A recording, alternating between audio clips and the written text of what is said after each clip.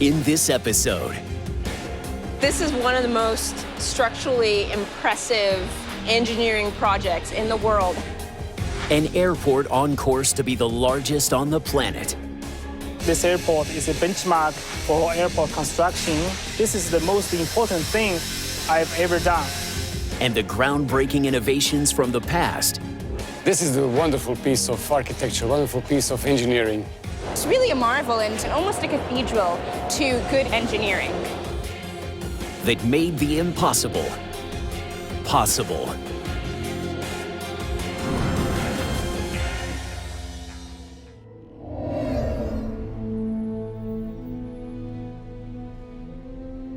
Beijing, China.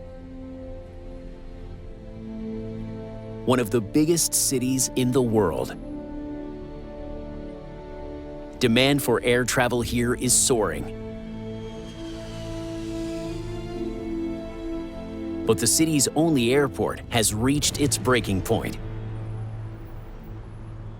New York-based architect Wendy Falk has traveled to Beijing to see how the designers and engineers here are attempting the impossible. The current airport is at capacity. It was originally intended for 76 million passengers each year. But it's operating well above that.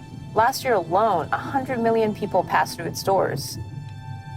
Problems for flight reliability, passenger experience, airline operations. Beijing is in real need of a solution. With passenger numbers predicted to rise even further, the pressure on the airport is only going to get worse.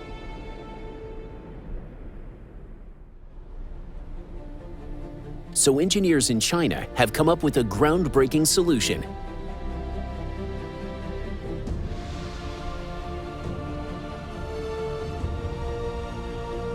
This is the brand new Beijing Daxing International Airport.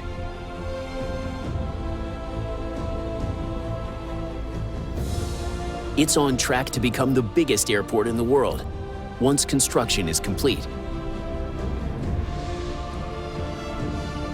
And Wendy is getting the chance to see it before it opens to the public.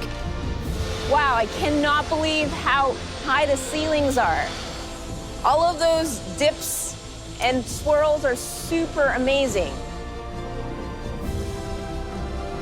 It's very beautiful, very big, so exciting to see such a huge terminal here in China. This airport is a benchmark for airport construction. We use a lot of cutting-edge technology to make this impossible project possible. You can barely even see how the structure is done. It's really well designed. Barely see any columns here. It's really amazing what the engineers have done here. Occupying more than 17 square miles, Daxing Airport's site is 2/3 the size of Manhattan. The spectacular star-shaped terminal covers 7.5 million square feet, with a massive roof constructed from over 57,000 tons of steel, equivalent to 500 steam engines. By the time the entire project is fully completed, it will include a record-breaking 6 runways and could see 100 million travelers every year.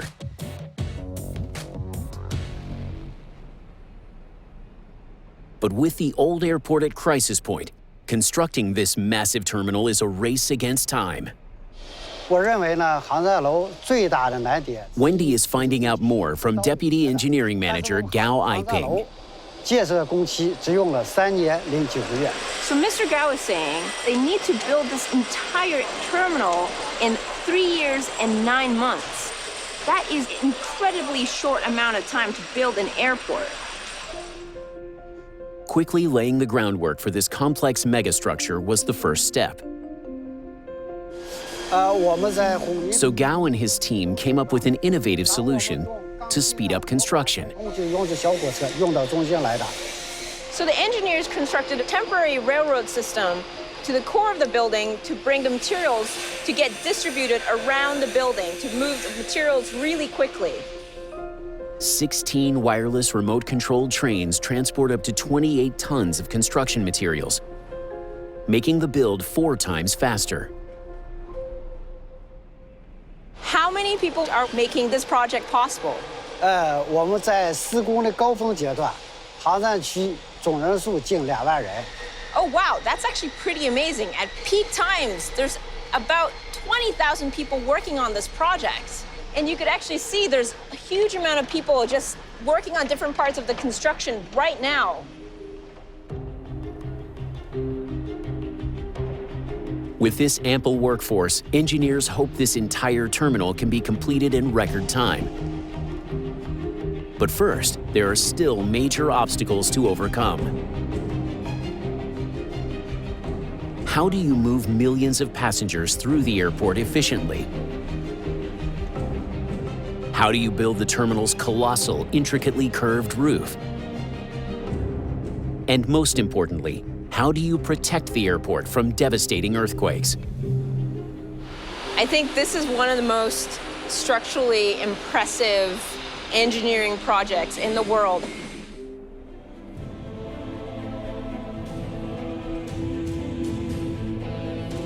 Before this astonishing structure can be built, there's a crucial challenge with the design that needs to be solved. Getting to your gate at the airport sometimes is an impossible feat. You sometimes get lost, you don't see the signage, and sometimes you're just rushing in general. For a huge airport like this, to get over 72 million people through its gates, it's going to be super difficult.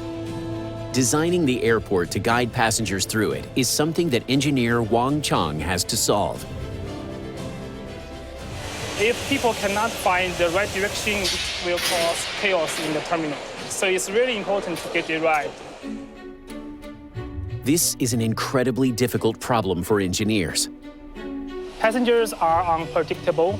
Sometimes passengers will make mistakes, so we have to provide different passenger routes however they come. So how do you move people around the airport efficiently?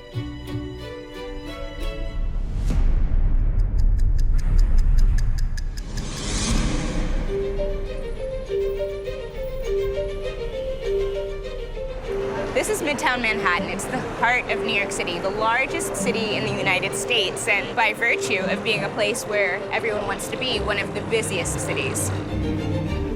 Architect Cara Michelle is investigating how her 19th century predecessors dealt with a sudden increase in demand for public transportation. So it was an incredible challenge for the early architects of New York City to figure out how to get people onto and off of the island, especially during a time of unprecedented population growth. So figuring out a solution for how to transport both regular commuters and long-distance travelers on a daily basis was really difficult. A massive new transportation hub would need to coordinate the smooth movement of people through it on a scale that had never been attempted before. Architects Whitney Warren and Charles Reed took on the challenge of designing a new train terminal. Their solution?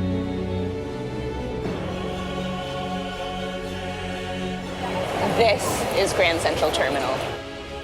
The largest railway station on the planet. 750,000 people pass through daily. Warren and Reed came up with ingenious ways to ensure passengers didn't get in each other's way. First of all, you enter the main concourse, and you immediately see this information center, but you can also see the location of the tracks. You understand immediately where you need to go. You know, that is really accentuated by the fact that there are no interior columns breaking up this space. It's really an open plan. No columns meant a passenger's view of signs was not obstructed. But there was still a major problem. Stations usually had stairs, which slowed people down and created bottlenecks. So these ramps really represent one of the major design innovations in Grand Central Terminal. But one of the things they had to work on was determining what the right gradient would be. And they actually built a number of models and tested them out to determine what the right slope is for people carrying luggage and even people of a variety levels of fitness and ability, to make sure that it was, just subtle enough for people to feel comfortable, but also the right slope to effectively and quickly move people in and out. So let's see. It looks like we're getting something between 5.5 and 6 degrees of slope, which seems about right. Grand Central Terminal was the first station to use ramps on a large scale, much more efficient than using stairs or even escalators today. Another one of the many innovations in Grand Central Terminal is the fact that the tracks are actually on 2 levels. Typically, rail tracks are laid out in a row, but with 43 platforms at Grand Central, that's a long way to walk. By splitting the tracks over 2 floors, it's less distance for passengers to walk. And there's another benefit. So you have long-distance passengers who need a little bit more time to get on the train, have more baggage on the upper level. And then you have short-trip commuters on the lower level. And another innovation is looping tracks. So they're actually dropping passengers off on one platform and then looping around to board departing passengers on another platform. Every piece of the design and architecture in Grand Central Terminal is really focused on getting people moving more efficiently and more quickly through the station. Grand Central Terminal is a world first. Despite being built in 1913, it still works perfectly today. So what Warren and Reed accomplished here over 100 years ago truly revolutionized the design of transportation hubs. And it's a wonder to think that designers of transportation hubs all over the world are still looking to this space to understand how to effectively move people around. I mean, it's really a marvel and a monument, almost a cathedral to good engineering.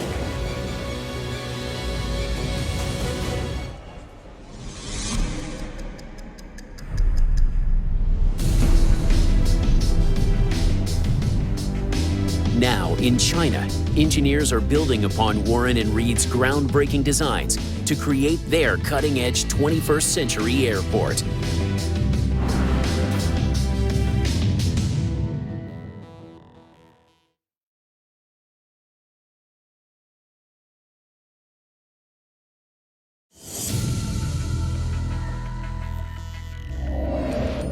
In Beijing, work is underway to create a brand new airport that will keep up with the city's rapidly booming population. Beijing Daxing Airport is set to be the largest in the world. So in order to reduce walking times for passengers, engineers came up with an ingenious way to compact its 79 departure gates. The shape of the building is like the hand. We have 5 fingers or 5 piers. And also we control the size of the terminal. From center of the terminal to the furthest gate, it's just 600 meters, which means it will just take you 8 minutes to go to the furthest gate. It's excellent considering the size of the terminal.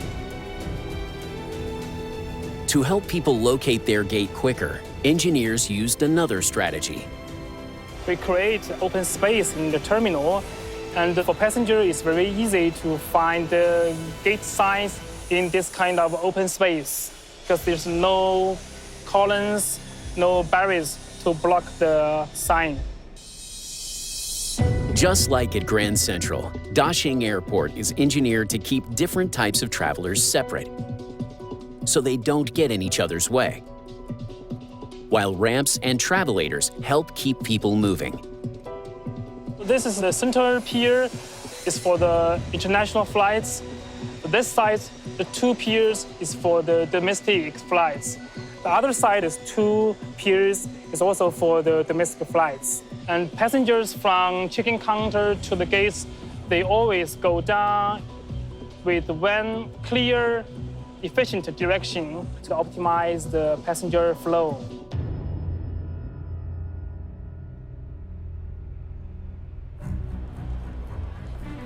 In preparation for the airport opening, engineers are rigorously testing passenger flow with the help of 51,000 volunteers. So here we go. We're going to try to test this out. And today, New York-based architect Wendy Falk is getting the chance to put the design to the test. We're actually walking towards the international gates. If I were trying to get to a flight, I would be super nervous right now. It should take a maximum of 8 minutes to get to the furthest gate. We're doing a good job right now. See behind me this beautiful Chinese garden that's still in construction. And we're close to the end of the terminal. So here we are at the end of the terminal. We've made our flight. Despite being such a huge airport, it took less than 6 minutes. That's under what the engineers estimated. That's pretty incredible. Coordinating the movement of up to 100 million people a year is a massive achievement for the engineers of one of the largest terminal buildings ever constructed.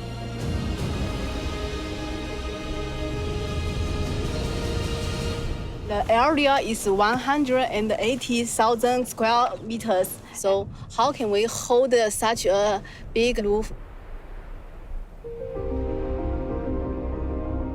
Constructing a single terminal building on such an unprecedented scale was a huge challenge for engineers like Lei Su, Be careful here. who has special access to one of the project's biggest challenges.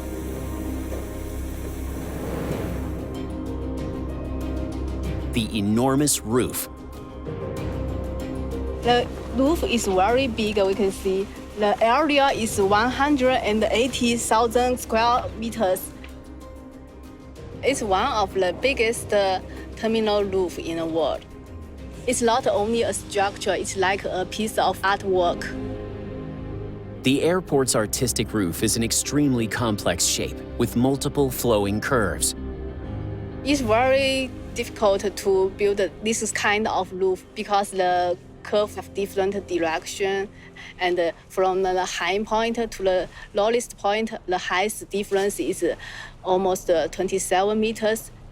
Building this kind of roof is the biggest challenge of the terminal construction. The problem was made even more difficult by the need for an unobstructed space inside the airport. In order to make much more space inside, we cannot put too much columns inside of the building. So how can we hold such a big roof with less columns? A traditional concrete and girder roof would be too heavy. So to solve this seemingly impossible challenge, engineers will need inspiration from the pioneers of the past.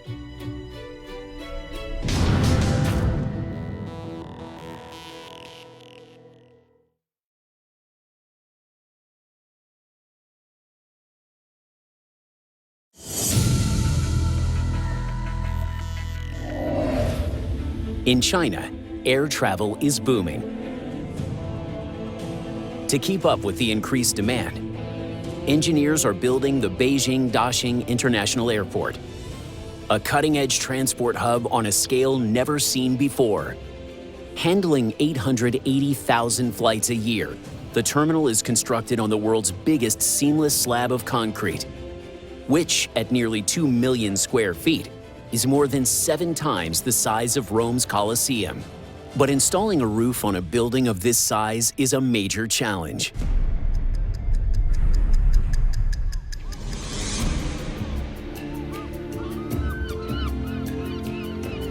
We are in Split, very old, beautiful Mediterranean town.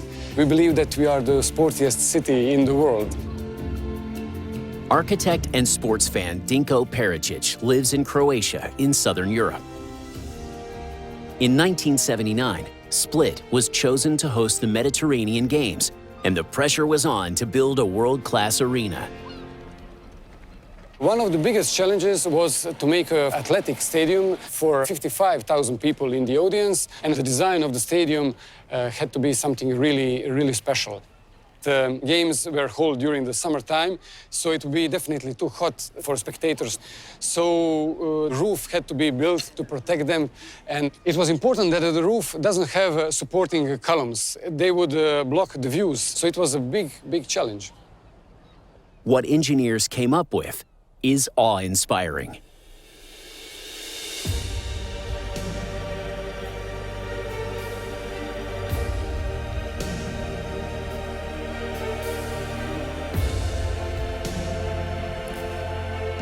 Here we are, Sports Stadium, Poljud in Split. Yeah, this is a wonderful piece of architecture, wonderful piece of engineering. These massive steel roofs are each over 700 feet long, covering a combined area of more than 130,000 square feet. When it was built, this was the largest curved roof of this kind in the world.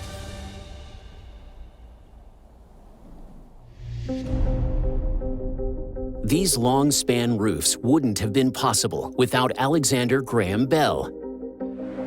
Famous for inventing the telephone, in 1902, he became interested in flight and made huge wings of interconnected pyramids. The technique became known as a space frame. And Dinko has a unique opportunity to take a closer look. Yeah, here we are in the roof. This is a space frame construction. This is a structure that normal people can feel just from below. You see that there are no columns supporting you. There is just air below us. I have to hold my helmet that it doesn't fall down. Here we have those triangular pyramids made out of 12,000 poles and more than 3,500 balls, creating this shape, this spatial structure. Pyramids are very strong in all directions because they spread forces evenly. And these frames don't need much material to build them, so they're also very light. Space frames are made of straight poles, but this roof has multiple curves. To show how this is possible, Dinko is building his own space frame. And this is a very lightweight structure. The space is mostly air. There is just a minimum material. The story becomes interesting when we start to multiply these elements. We can simply connect them together and get a chain of pyramids, which is actually creating a spatial frame. To make this curved roof, engineers made some of the poles longer and changed the angle of the connections. By simply introducing longer poles, we get a curved structure. In these two roofs, there are more than 1,000 different lengths of poles and more than 1,500 different connections. But to calculate each of those elements, it's really complex. For decades, calculating the thousands of different elements required for a multi-curved roof was thought impossible. But advances in another field provided a breakthrough. So this roof of this stadium was the first one where computers were used to calculate these specific elements. Computer technology proved space frames could form almost any shaped long-span roof, essential for the engineers in China. 70 years after Alexander Graham Bell invented his space frames made out of triangular pyramids, it was used in a very creative way here in Poljud, in this stadium. I'm really proud that I'm part of this culture that was able to construct something like this.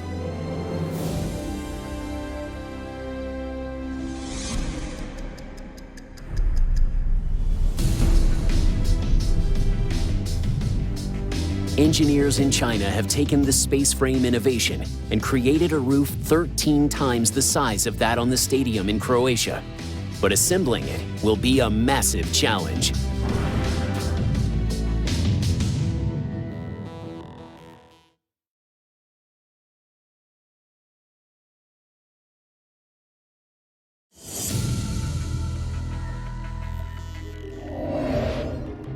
Beijing Daxing Airport is on track to be the largest airport in the world. A structure of this size needs a massive roof, and engineers are using space frame innovation to build one. The jaw-dropping structure that makes this terminal roof possible is completely hidden from passengers. But Lei Su has permission to see it up close. We are in the steel structure of the roof. We have 63,000 posts like this, and we have 12,000 bolts here like that. We use steel structure so it can meet the stiffness, but it's still very light. With the help of computer design, these poles and balls will form the complicated multi-curved roof. We have many kinds of curve, so with the ball and the post, it's easier to meet a different shape of the design. So all the posts and the balls, we are in different sizes. Some are long, some are short, and some are big, and some are small. But with 75,000 individual parts, assembling this supersized roof could be a big challenge. Because we have many kinds of posts and balls, we use a new technology. We put the QR code on each of these pins and the balls. So with this, we use a mobile phone to scan in the QR code, and we know where the ball and the pole exactly to be on the roof, and we can put it together very smoothly. With the basic shape of the terminal in place, the complicated space frame roof can be built. First, 8 huge columns are made. Then, the gigantic roof is constructed in several segments. We weld the poles and the balls together on the ground and lifting it. Each section must be positioned precisely with 2mm accuracy. Any error could jeopardize the stability of the whole structure. We join the section together and form one big roof. The center section is lifted last, completing this astonishing space frame. It's like a steel forest. It's very beautiful. You can see a lot of posts like trees. Inside, cladding is added, which dampens the noise in the terminal. On the roof, 8,000 panes of glass make the skylights. And 40,000 sections of sparkling aluminum cladding finish this incredible structure. The steel structure is the biggest challenge of our terminal construction. What most impressed me is how fast we built it. I'm proud of it. Visiting architect Wendy Falk is taking in this gravity-defying marvel. For me, I think the roof structure is just absolutely incredible. You can barely even see any of the columns, especially standing in the center point. You could really see everything from here. The colossal roof needs just 8 columns to support it. Only possible because the space frame engineering allows such long and lightweight spans. I think it's absolutely incredible that so many components were brought together to make this gigantic roof system. It required so many innovative systems to really put together the different pieces of the roof and then joining it with such precision.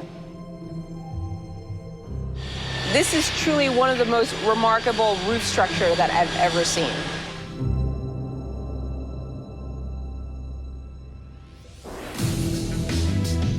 But engineers are about to face their greatest challenge yet, taking on one of the most destructive forces on the planet. It is a huge terminal. To protect it during earthquake, this is one of the biggest challenges we have to solve.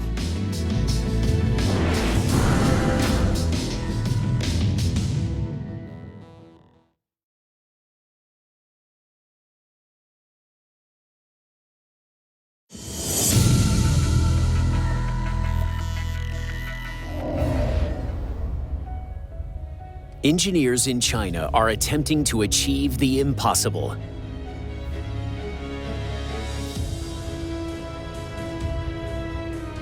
This is the Beijing Daxing International Airport, a futuristic engineering marvel, on track to become the biggest airport on the planet. The way that it's constructed is truly amazing. I think it is really remarkable that the engineers were able to make this happen. Across the new airport site, 422.7 million gallons of concrete form the runways and base of the massive 7-story terminal. Its steel roof weighs more than 57,000 tons and is held up by only 8 columns. Engineers must now take on one of the most serious challenges of the project. Beijing is located in the earthquake zone in northern China. In history, there are some major earthquakes happened in this place. It's a life or death problem that falls on engineer Wang Chang and the design team to solve. It's really important to protect the terminal from earthquake. There are tens of thousands of passengers and staff in and out the terminal every day. Secondly, after earthquake, the airport is usually the lifeline for the rescue supplies and personnel. It's common for Beijing to experience earthquakes of 2 or 3 on the Richter scale, but they can be much more severe. This is one of the biggest challenges we have to solve. During a devastating earthquake, how do you ensure this vast transport hub is protected and remains operational? To solve this critical problem, engineers must look to history's ancient innovators.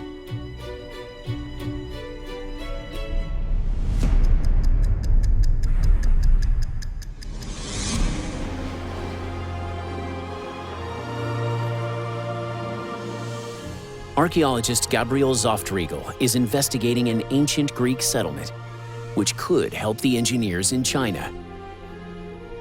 We are in Italy, south of Naples, but the site we're looking at is actually a Greek site because the Greeks founded colonies in Italy, and one of them is Paestum, which was a big city founded around 600 BC. But building in Italy is difficult. It's one of the most seismically active regions in Europe. We had some major earthquakes in recent years, and we saw that many modern buildings collapsed. What we see on some classical sites like Paestum is that there's still buildings standing from 2,500 years ago, and you ask yourself, how is it possible that these buildings have resisted for so much time? Ancient Greek civil engineers built incredible temples, many of which have survived to this day. These are the stunning temples of Paestum.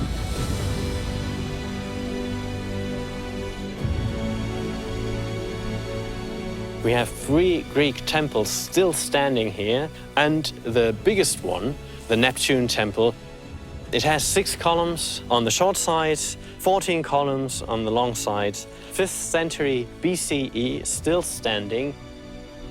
An extraordinary example of Greek engineering because it resisted all the earthquakes. Coming from a highly active earthquake zone themselves, the ancient Greek engineers had an ingenious way to tackle the problem. While the foundations are very, very solid, the columns are much more flexible. And you see they're built of several pieces. We call them drums. They didn't use any mortar, and so it's not rigid, solid block, but it's pieces, one piece sitting on the other, so they can move and swing up to a certain degree. And as soon as you have more than one element, the behavior of the column changes. Building columns from several drums without mortar was crucial to these temples' ability to resist earthquakes. It's a technique that could help the engineers in Daxing Airport.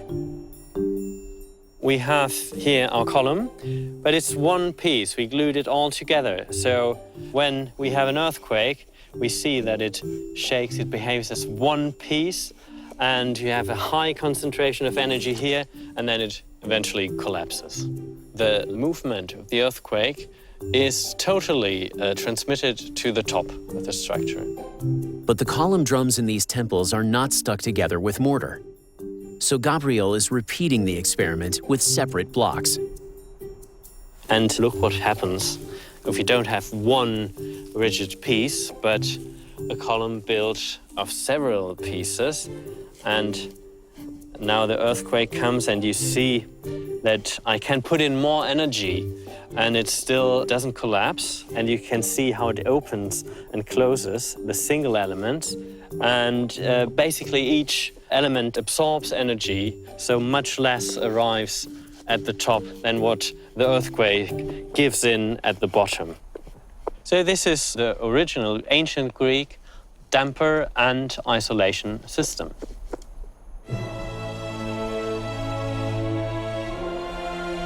This isolation method provides astonishing earthquake resistance for these monumental temples. This structure has been standing for 2,500 years. This is really a great achievement.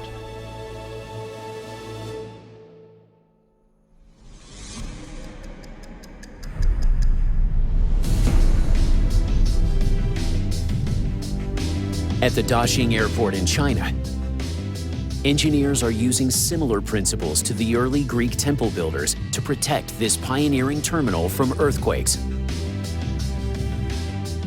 But here, it's on a much bigger scale.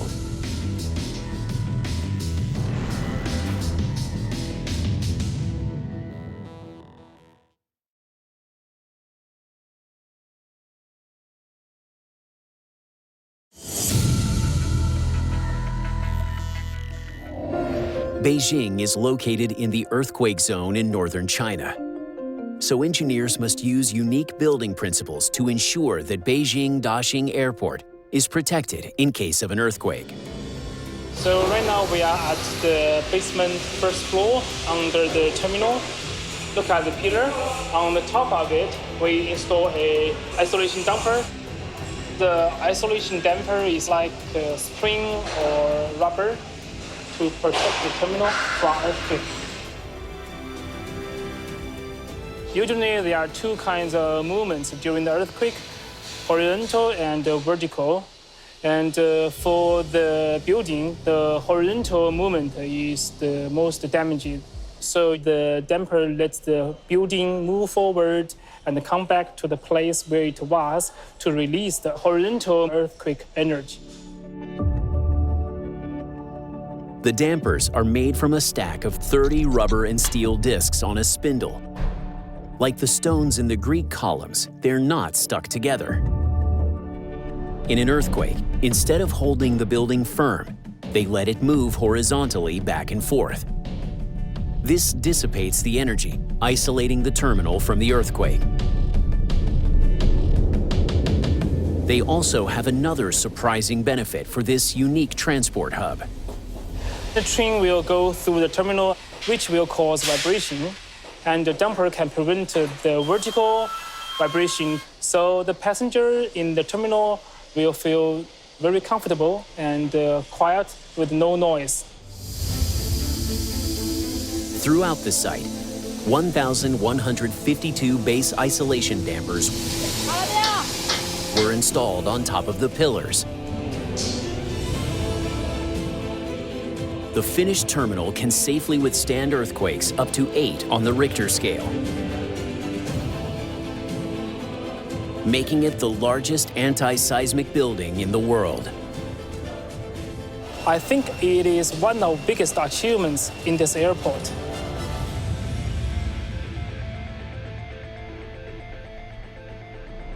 Now, close to completion, New York-based architect Wendy Falk has special access to the airport construction site. Considering how massive this airport is, I think it's incredible that the engineers were able to find a way to make this entire terminal earthquake-proof. I think that's something that's truly remarkable about this project. This entire terminal has been built in just 3 years and 9 months, a stunning achievement for an airport of this size. This is so amazing. This structure really just boggles your mind on how many pieces and how many people actually made this possible. It's truly an engineering phenomenon.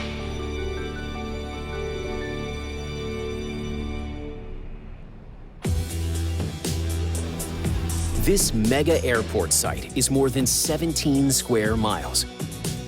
The terminal is the star attraction. With 7 floors and a 57,000-ton multi-curve roof, it will run 880,000 flights a year. It's the world's first airport to have high-speed railway, subway, and airport express trains all passing beneath it.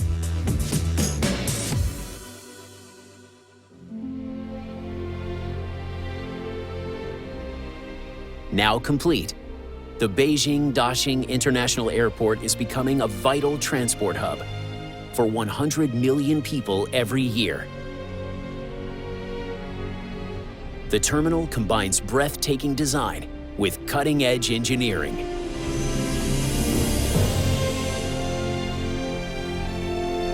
This is actually one of the most beautiful airports that I have seen. Projects like this push the boundaries of what construction really could do. When it comes to the terminal, I feel very proud. I have been an engineer for 16 years. This is the biggest and the most important thing I've ever done.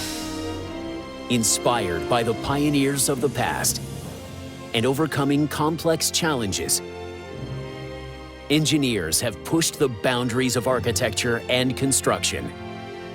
When I come here to take flight with my family, I feel very exciting and very proud. And they've succeeded in making the impossible possible.